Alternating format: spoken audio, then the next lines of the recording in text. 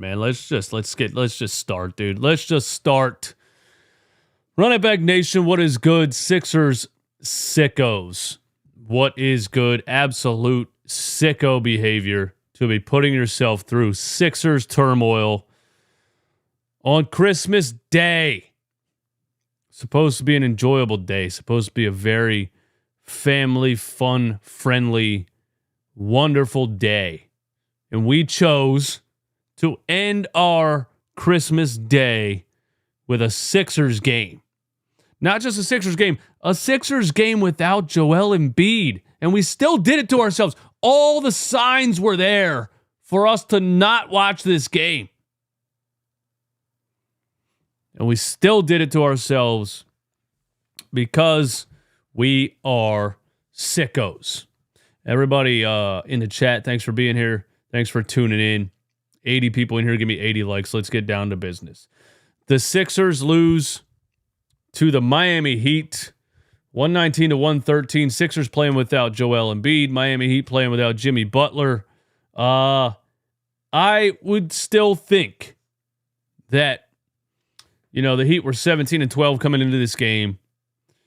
With the way that Tyrese Maxey's been playing this season, the way that some other players on the Sixers team has been playing this season, I still thought, even without Joel Embiid, against the Heat without Jimmy Butler, the Sixers should win this game.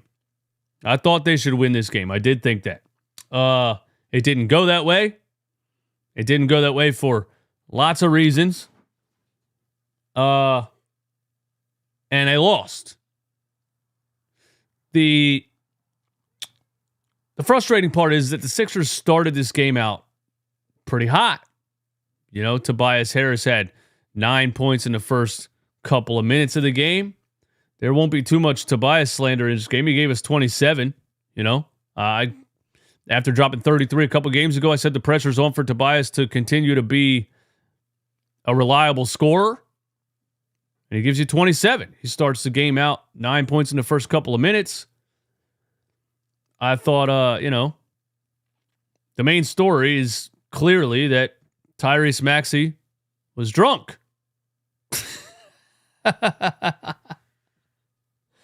That's the main story of the game, is that Tyrese Maxey tried to play an NBA game drunk. That's what happened.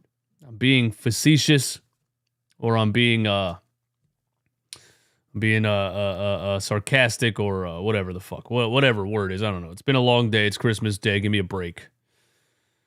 Tyrese Maxey could not hit the broadside of a barn in this game. He couldn't throw a beach ball into the ocean. He couldn't hit Lizzo with a tasty cake.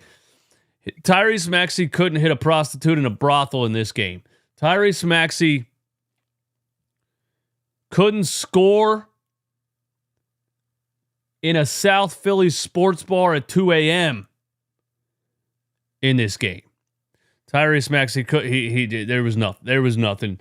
There was just lid on the basket from the jump. Started the game, I think, 0 for 8. I thought in the beginning of the game, he was relying too much on the jump shot. He wasn't attacking the rim enough. And when your shot's not falling, you need to attack the rim to get it going, to try to get it going. I didn't think he did that enough in the first half. He got to the rim then a couple times in the second half, but could not get in a rhythm, could not get anything falling.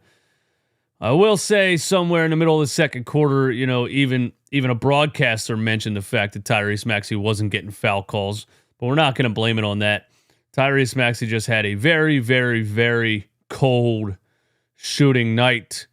And, there was even one where he was wide open from 3. He shot it. And his body language told me that he thought it was going in. And it barely nicked the front of the rim. And when you release a shot and you feel good about it, and it's not even close, you're just way off that day, and you need to just pack it up and play again another day, right? I think Tyrese Maxey was hanging out with his uncles at some Christmas events this morning, playing he was playing spades on grandma's dining room table with his uncles, and they were passing around a little bit of that laughing gas. Maybe they were passing around some of that spiked eggnog. Maybe they were just passing around a bottle of Hennessy. I don't know, but I'm just saying, put two and two together. A really off balance, not in rhythm, uncharacteristic game at 8 o'clock at night on Christmas Day. Just saying. I don't actually think he was drunk. I mean, he could be. I don't know. I don't think he was drunk, but he could have been, It's very possible that players were hanging out, drinking with their family. Hey, man, come on, bro. Just one, man. Just one. And like, no, I got a game later. It'll be fine. It's 8 hours from now, bro. Tyrese Maxey couldn't buy a bucket in the game. Kelly Oubre showed up. That was nice. Kelly Oubre came out of his slump a little bit. 25 points from Kelly Oubre. A lot of times when the Sixers offense was struggling, Kelly Oubre was there to answer the call. I even witnessed a couple of possessions where Kelly Oubre should have had the ball in his hands, and D'Anthony Melton was like, no, this is my time to shine, and took a bad shot. D'Anthony Melton was 5 for 17. Maxey and Melton combined were 9 for 37 and were 3 for 17 from three-point range. When your backcourt goes 3 for 17 from three-point range, the game is over. And that's basically all there is to it. Mo Bamba. I guess we'll shout out Mo Bamba. He had 18 off the bench. He got something going in the first half a little bit. Had a couple of threes fell for him from the top of the key. Got a couple under the rim, reverse layups and things like that. The thing is, the Sixers, with how bad they shot in this game, combined with how horrendous their defense was for most of it, they really should have lost by about 37 points. So the Miami Heat only winning this game by 6 points means that they are indeed frauds. The Sixers were up 10 early. Then the Miami Heat went on a 24-2 run, I feel like, or a 23-4 run, something crazy in the second quarter, or the end of the first, into the second. Then the Sixers actually, in the second half, go on a crazy run. We were down by, I think, more than 20. And we went on our own 21-2 run or something like that to get back in and to make it a game. The fact that Miami even let us back in this game is fraudulent behavior, to be honest with you. Kelly Oubre had a lot to do with that. Mo Bamba had a lot to do with that. And then we really did have chances to put it away, or we really did have chances to take the game into our own hands towards the end, and we just collapsed and collapsed and collapsed. One of the series of events that sticks out to me is we're down by 4 with 3 minutes left. Kelly Oubre's at the free throw line. Kelly Oubre misses both free throws. On the other end, Tobias Harris gives up an offensive rebound tip-in to Bam Adebayo, which Tobias Harris said there's not going to be a lot of slander. His defending the rim and boxing out on the offensive glass is still completely putrid. And when you really watch it, borderline embarrassing. It's Bam Adebayo, I get that, but Tobias Harris gets his ass kicked on the glass like it's his goddamn day job, dude. He is so bad at keeping people off the offensive glass. It's crazy. But anyway, Oubre misses 2 free throws. Tobias gives up an offensive tip into Bam Adebayo. And on the other end, Tobias Harris then puts up a heavily contested mid-range shot that barely touches the rim, and that was it. That was our down 4. Kelly Oubre on the free throw line. You have a chance to cut it to 2. Instead, it turns into a 9-point lead again because of that sequence of events, and then I'm pretty sure Duncan Robinson got another wide open 3 the play after that. So that's the sequence that really put the nail in the coffin, but we shouldn't have been in the game in the first place. We left Duncan Robinson and Tyler Hero wide open way too many times in this game. And the other story of the game, of course, is Jaime Jaquez Jr. having a career night against the Philadelphia 76ers. That's right. Last year and the year before, it was Gabe Vincent, Max Strus. So many players, I'll say underrated or whatever you want to call it. So many guys that don't have a name yet in the NBA. Somehow, some way, play for the Miami Heat and have career highs against the Philadelphia 76ers. And Jaime Jaquez Jr., 31-10. And the best stat that Jaime Jaquez Jr. had was that he had 5 offensive rebounds in the game, and the Philadelphia 76ers had 5 offensive rebounds in the game. That's right. Jaime Jaquez Jr. matched the offensive rebound total of the entire Philadelphia 76ers team in this game. That is just unacceptable. For the Sixers to give up 5 offensive rebounds to Jaime Jaquez Jr. in the playback stream, I coined him, "Hi, may I have this rebound?" I get it. Maxey wasn't hitting any shots. You were struggling in certain areas. But when it comes down to things like that, that's where it's just effort. That's where it's just locking in, focusing on the details, playing the game from the inside out, the very basics of the basics, playing defense and boxing out and rebounding. And they sucked at defense. They sucked at boxing out and rebounding, which, by the way, shout out to Mo Bamba for the 18 points. He also cannot guard the rim whatsoever. Him and Tobias Harris are 2 of the main reasons that Jaime Jaquez Jr. had 5 offensive rebounds. These dudes can't box out, bro. They can't. They can't box out. They can't. Marcus Morris Sr. can't play defense in the paint either. Really, the combination of Bamba, Morris Sr., and Tobias Harris on the floor in the paint is just an invitation for wide open layups and offensive rebounds. So, have at it. There was definitely some just unacceptable wide open layups. Tyler Hero. Bro, why are you making so much noise?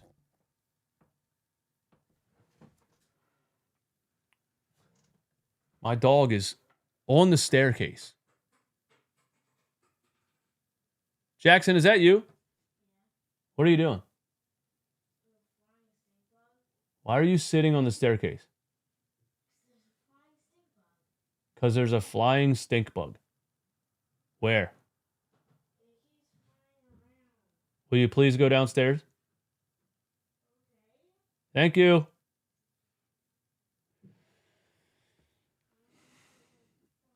Bro, go downstairs.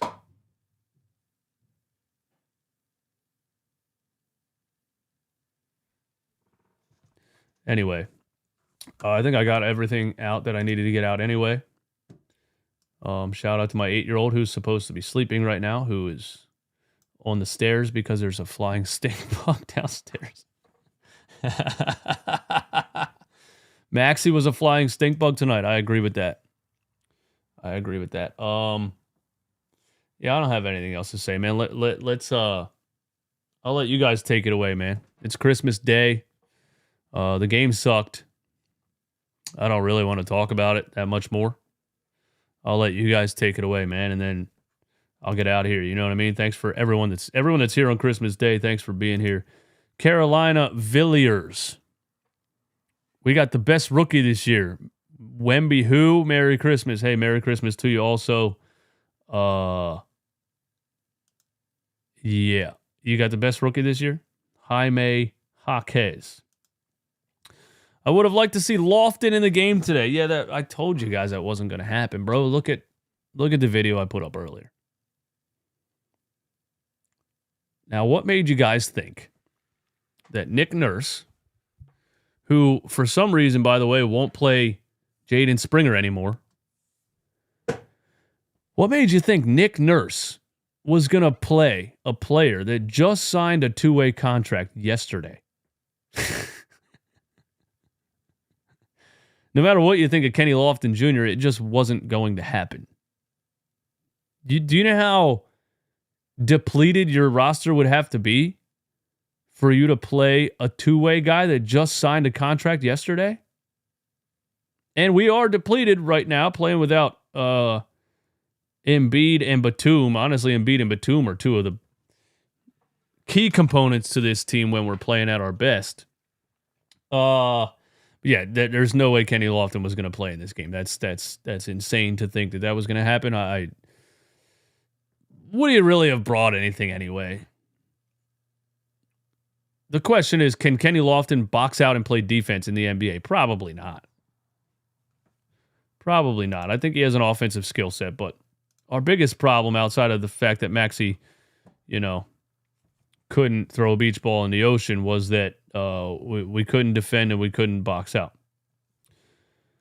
I don't know what's up with Springer.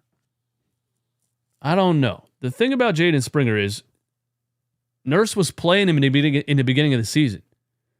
And he had a couple of really good games, and he looked like he was coming around offensively, right? And we had the games where he was like, he blocked Jason Tatum at the rim. Like, he looked unleashed as a defender. He looked like he was getting a little bit of an offensive game. Nurse was playing him. We were out here saying Nick Nurse unlocked Jaden Springer. And then he gets the illness and he misses like a week or two. And now Nick Nurse won't play him at all. I don't understand what happened, because we were literally celebrating the fact that Nick Nurse unlocked Jaden Springer. And now he won't play him. I don't know what happened there. Also, Robert Covington, I thought he was listed on the injury report. I looked at it. He wasn't listed on the injury report. Why does Robert Covington randomly get DNP'd? Like, what are we doing here? Peter, as far as open labs goes, they really didn't have a chance or a choice because Covington didn't play and neither did Batum. Why didn't Covington play? That's what I want to know. I'm not saying the game matters in the grand scheme of things at all. Connor Murphy, thank you for the super chat, my guy. $10 super chat says, Merry Christmas, dude. Beer on me. Merry Christmas to you, brother, and thank you for supporting the channel. Thank you for being here after this Sixers game that nobody really should have watched, and nobody should actually be in this post-game live show. But thank you guys for being here. Thank you for letting me get my thoughts out. I don't understand how Robert Covington randomly gets DNP'd in a game like this. You see that you're struggling defensively. Morris Sr. can't defend. I say this every post game. He can't defend. You gotta. I don't understand. I don't understand that Robert Covington gets DNP'd in this game. That's crazy to me. What else is on the stat sheet, man? Tobias gave you 27. Paul Reed 4. Paul Reed was pretty much absolutely horrendous in this game. Defensively, he had 4 fouls in the first quarter. Let me say that again. Because the one game where Nurse started Morris Sr. at center, we were like, why the hell is he starting Marcus Morris Sr. at center and not Paul Reed? This is exactly why. Paul Reed had 4 fouls in the first quarter. You can't have 4 fouls in the first quarter. So there you have it. And then Bamba came in and showed a little spark of something offensively, but he can't guard the rim either. At the end of the day, the Sixers are not winning without Joel Embiid. It shouldn't be something that we just figured out. It shouldn't be a shock to everyone. It shouldn't be a thing that we now know. We already knew that. The Sixers are not winning without Joel Embiid. Their entire system is built around Joel Embiid. Even Tyrese Maxey, as much as he has advanced as a player, every year he advances, but he's consistently learning his advancements while playing with Joel Embiid. Everything feeds off of Joel. You're not winning without Joel. Like I was saying in the playback stream, it would be nice if you could steal one or two without Joel.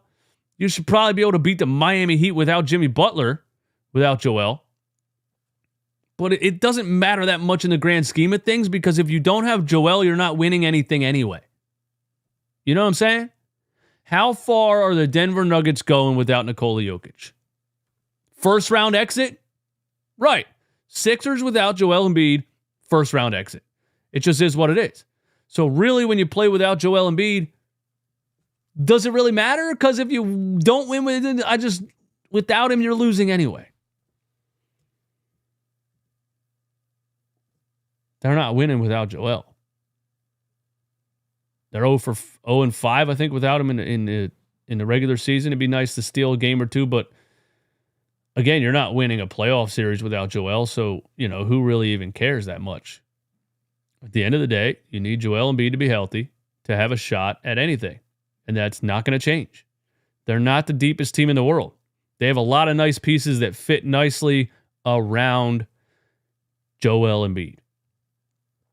They're not as deep as the Boston Celtics. The Boston Celtics can play without Tatum, and they can get a huge game from Derek White and Peyton Pritchard come off the bench and have a random 25, and they're deeper. The Sixers they're deeper than they've been the past couple years, but they're still not deep enough for anybody to be scared of them without Joel Embiid on the floor. So you're not winning without Joel. I don't necessarily understand the KJ Martin minutes and lack of Jaden Springer minutes. That's how in the beginning of this season did Jaden Springer get all these minutes, and we were like, when's he going to try out KJ Martin? And now he's going with Martin and Daniel House Jr. over Springer and Covington. I think that's really. And I'm not saying. Here's the thing, too. Maybe Nick Nurse is experimenting in games that he knows it doesn't matter if you win or lose anyway. We're playing on Christmas Day without Joel Embiid. All right, here's a game where I'm going to experiment a little bit, because who really gives a fuck if we win or lose anyway? We're playing without Joel. Nobody should actually care that much. So I'm going to use it as an experiment game, and I'm going to give KJ Martin the minutes off the bench, and I'm going to give, Daniel House Jr. more minutes off the bench.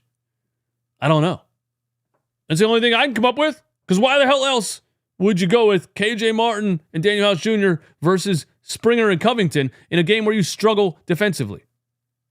That's all I can come up with. Maybe he's experimenting, is what people told me when he played Marcus Morris Sr. at center against the Pelicans. I was like, well, that's a loss right when the game starts. But that was a game without Joel Embiid, and he might have said, we're going to experiment in this game and see what happens. That might be the answer to that. DeAnthony Melton really pisses me off. And Romp says this a lot, but DeAnthony Melton is a nice combo guard off the bench. DeAnthony Melton, a lot of times, thinks that he is some kind of star. Some of the shots that he takes is just infuriating. Infuriating. It's been a long day. I already mentioned the one before, but I'll mention it again. Instead of swinging it to Oubre, who had a game going, he chucked a contested three from the top of the key. That type of stuff pisses me off about DeAnthony Melton.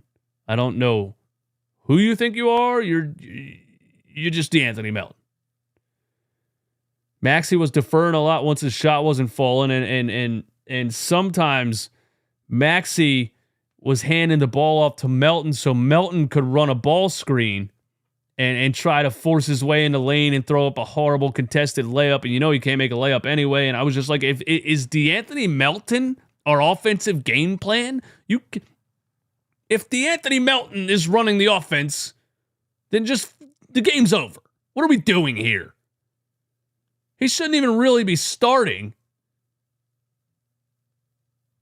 But now we got Maxey handing him the ball so he can run the offense. What's going on? That's why I circle back to the beginning of the stream. Maxey was drinking with his uncles at a Christmas party, and he played this game drunk. That's the only explanation I have. Merry Christmas, everybody. Thanks for being here. Couple more chats. Couple more chats, and I'm out of here. Thanks for joining me. Nick Nurse stopped coaching the team, I'm telling you.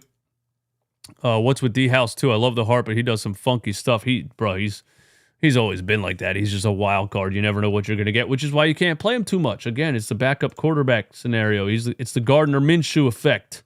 You know? You can't play Daniel House too many minutes. He's going to remind you why he shouldn't be out there.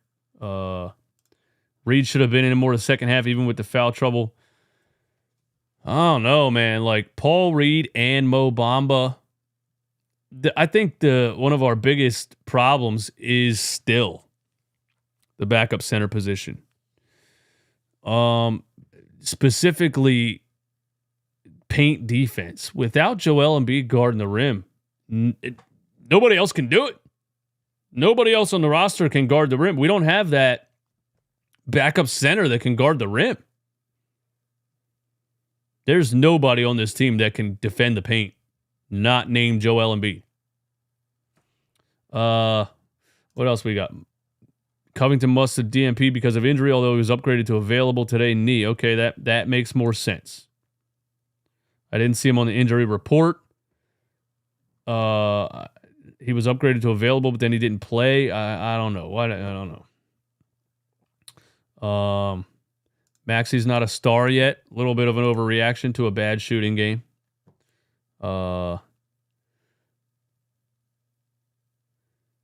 Play-by-play with JJ. What's good, man? Love the sunglasses. Thank you. It's been a long day. My eyes look crazy on camera sometimes when I'm tired, so I put on the shades. Instead of having people tell me I look like I smoked a bowl or whatever else they were going to say, I just put on sunglasses. Joke's on you, fuckers. All right, listen. That's all I got. Sixers lose. Thanks for joining me. Subscribe to the channel if you're brand new. Like the stream, please. That would be greatly appreciated. This game doesn't really matter at all. You're not winning without Joel anyway. Tyrese Maxey's not going to go 2 for 10,000 again. And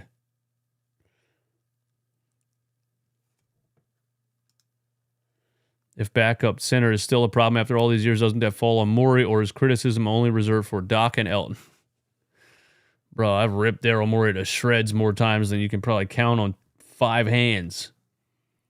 The signings this offseason were some of the most bizarre signings I've ever seen. If he didn't sign Kelly Oubre at the last second, he would have had the worst offseason I've ever seen a GM have. I don't know how you get a backup center.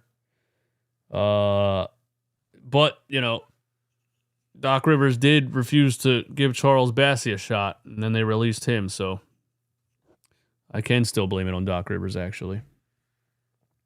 Anyway, you guys are the best, man. Thanks for joining in. Thanks for tuning in. Thanks for hanging out.